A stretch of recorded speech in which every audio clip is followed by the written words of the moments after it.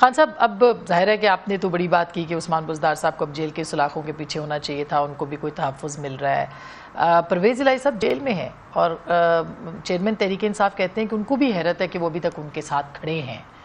تو کیا وجہ لگ رہی ہے آپ کو، وہ کیسے ابھی تک کھڑے ہیں؟ جی اس لیے کیونکہ جو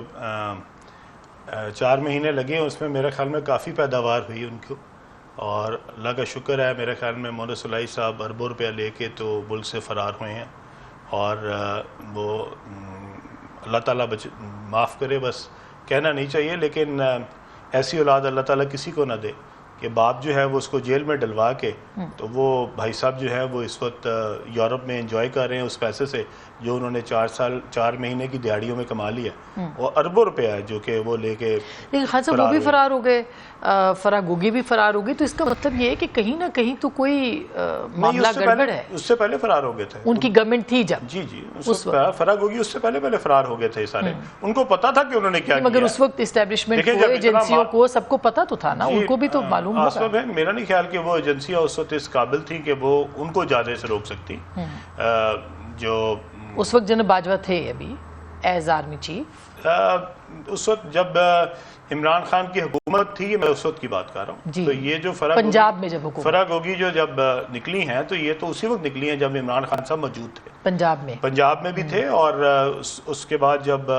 مونس الہی نکلے ہیں وہ بھی اسی وقت نکلے تھے، اور آپ کو یاد ہوگا ان کی تصویریں بھی آئی تھی، بڑے پرائیویٹ ایک جہاز میں جو ہیں وہ کوئی دوستوں کے ساتھ نکلے تھے، اور پھر وہ یورپ میں ہیں کہیں، اور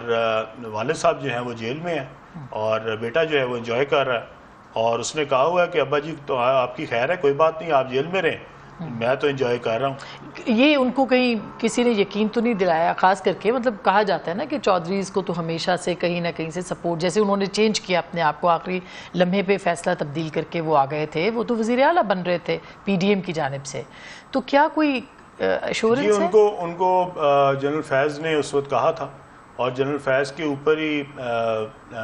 فون کال کے اوپر ہی آپ کو یاد ہوگا کہ اس دن رات کو تو ان کی طے ہو گیا تھا کہ وہ وزیر اعلیٰ جو ہے وہ پی ڈی ایم کی طرف سے آ رہے تھے، اور اس وقت تک تو چیزیں بالکل کلیئر تھیں، اور پھر وہ رات کو انہوں نے جو ہے وہ یو ٹرن لیا اور جنرل فیض کے کہنے پہ لیا، اور جنرل فیض ہی نے ان کو بھیجا تھا عمران خان صاحب کے پاس، جبکہ وہ رات کو پی ایم ایل این کی لیڈرشپ سے اور زرداری صاحب کو وہ رات کو مل کے گئے تھے، اور ان کو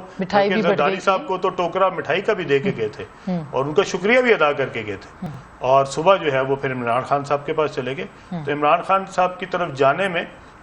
جو مین کردار تھا وہ جنرل فیض تھے، وہ تھے، اس کے علاوہ کوئی اور کردار نہیں تھا، باقی کردار کوئی مانی نہیں تھے۔ تو ابھی 9 مئی کو بھی کیوں تھے؟ کیونکہ وہ نیکسٹ آرمی چیف بنے ہوئے تھے، تو جب ایک نیکسٹ آرمی چیف آپ کو یہ کہہ رہا ہو کہ جی آپ نے ادھر نہیں جانا، آپ نے ادھر جانا ہے، تو چودھری پرویز الہی تو وہی کرے گا نا جو جیسے اس کو لگا، وہ تو پھر اللہ کی طرف سے، اللہ کا اپنا بھی نظام ہے نا، کہ کوئی آرمی چیف جو کوئی بن رہا تھا وہ پیچھے چلا گیا، اور جو کوئی اور نیا بندہ جو ہے وہ آرمی چیف بن گیا، اور وہی بندہ آرمی چیف بن گیا جس کو عمران خان صاحب نے کہا تھا کہ you are crossing the red line.